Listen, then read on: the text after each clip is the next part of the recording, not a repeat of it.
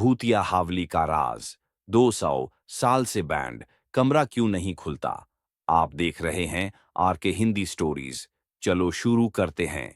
बहुत पुरानी कहानियों में हमने सुना है कि कुछ जगह ऐसी होती हैं जहां कुछ ऐसा हो रहा होता है जो समझ नहीं आता। आज हम बात करेंगे एक ऐसे ही हवेली के बारे में जो 2 साल से ज्यादा पुरानी है और जिसका एक राज अभी तक लोगों को नहीं पता।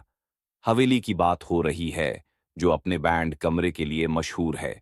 लेकिन यह कमरा क्यों बैंड है 200 साल से? और क्या ये हवेली सच में भूतिया है या कोई और किस्सा छुपा हुआ है?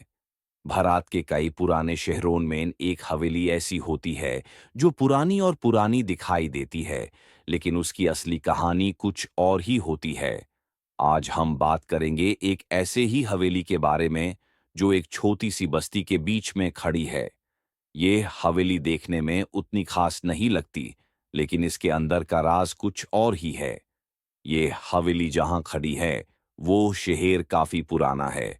शायद ये 8वीं सेंचुरी की है, जब ब्रिटिश राज अपना असार बना रहे थे। इस हवेली का असली नाम कुछ और था, लेकिन आजकल इसे भूतिया हवेली के नाम से जाना जाता है और यह नाम इसकी पुरानी कहानियों की वजह से पड़ा। क्या ये हवेली वाकई भूतिया है या इसके साथ जुड़े हुए कुछ और खुफिया राज हैं?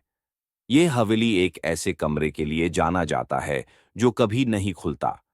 ये कमरा 2 साल से बैंड है और लोग कह रहे हैं कि जो भी इस कमरे को खोलने की कोशिश करता है कुछ अजीब हो जाता है।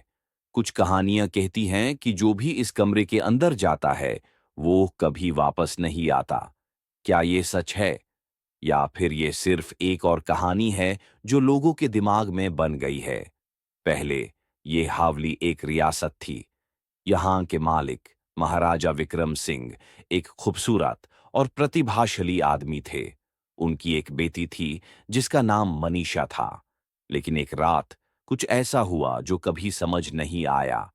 मनीषा अपने कमरे में गई थी और अगले दिन वो कहीं नहीं मिली। महाराजा ने अपनी बेटी के लिए हर जगह तलाश की, लेकिन वो कभी नहीं मिली।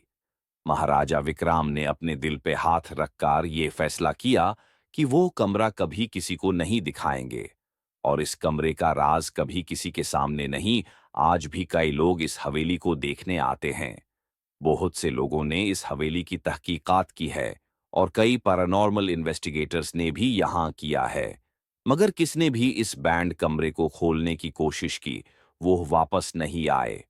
और वो जो सबसे पहले आया था वो था इंस्पेक्टर राजीव सिंह।